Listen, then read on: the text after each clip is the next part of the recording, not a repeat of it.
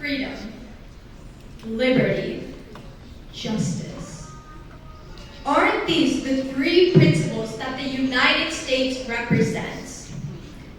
The history of where we are right now starts back from the Constitution. The First Amendment, the freedom of speech, the freedom of the press, the freedom of assembly, the freedom to petition the government, and the freedom of religion.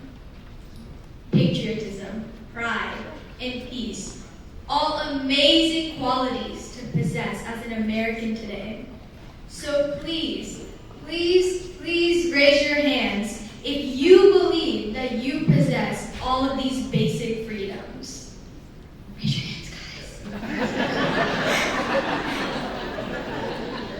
From the number of hands that were raised, I can tell that we do believe we have all these freedoms.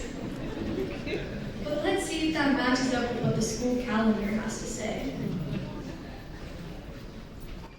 The freedom of religion. According to the First Amendment, religion cannot be restricted according to the Free Exercise Clause, nor can a certain religion be implemented or imposed on public civilians according to the Establishment Clause. So if we believe that this amendment is always in place, then why are public school calendars the way they are? Everyone in this room knows a school-age child, whether it's yourselves, your children, your siblings, your nieces or nephews, or students who teach on a daily basis. On most public school calendars, we see a popular break called Christmas break. Interesting, a Christian holiday or two in the sea of many other non-religious breaks? Isn't Christmas break a religious holiday?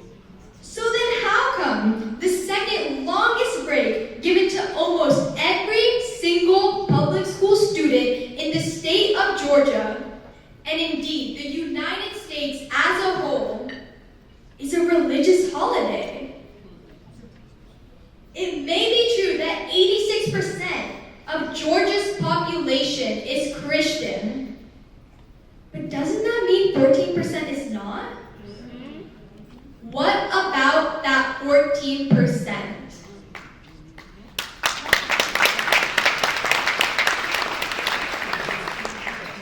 Despite this occurrence in quite a few schools in Georgia, an excused absence is not even given to a student who missed school for a religious holiday.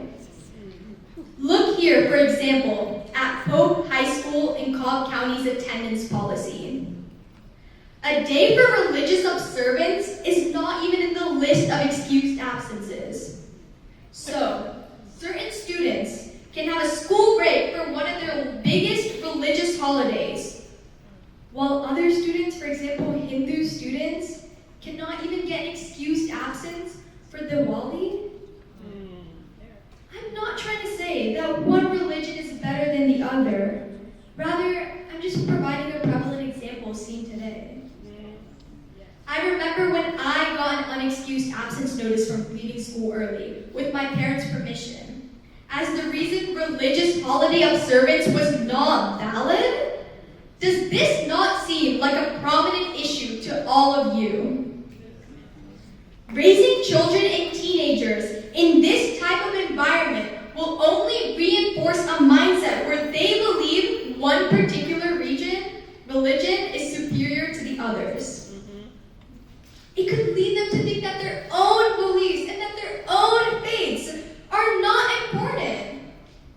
If these children are our country's future generation, we do not want them to feel oppressed to the point where they feel they cannot even share the best version of themselves and their diverse backgrounds with the public and the world.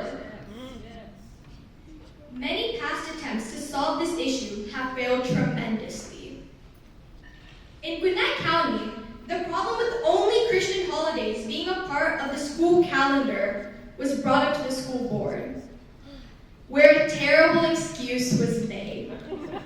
It involves the consideration of numerous parameters and community expectations.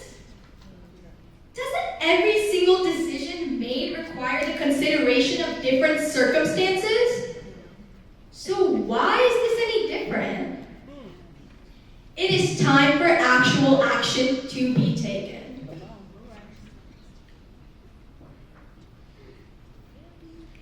Advocate, change, action. A fair, just school calendar needs to be implemented. No break should be given a religious name. No more breaks should be added to the school calendar that places certain religion over the rest. Excuse absences should be provided for any religious holiday, from Yom Kippur to Eid, in every single public school in the state of Georgia. So, here is what you can do to make this happen. Advocate. Speak out about your own experiences where you felt too oppressed to express your religious beliefs. Speak out about the religious inequalities you hear other people go through on a daily basis. Speak out about what you believe is the right route and path, and explain the reasons and justifications for your position. Change. Change your mindset about what you believe is morally right, not to conform with what the standards of a school schedule are. Change the way you perceive these issues. Do not run away from them, but resolve them. Action. Act on these interests and call out to your representatives, to your legislators, to your school board, to your leaders, to your surrounding peers about this problem, and about the fact that nothing has been done about it, despite it being on the edge of violating our number one First Amendment.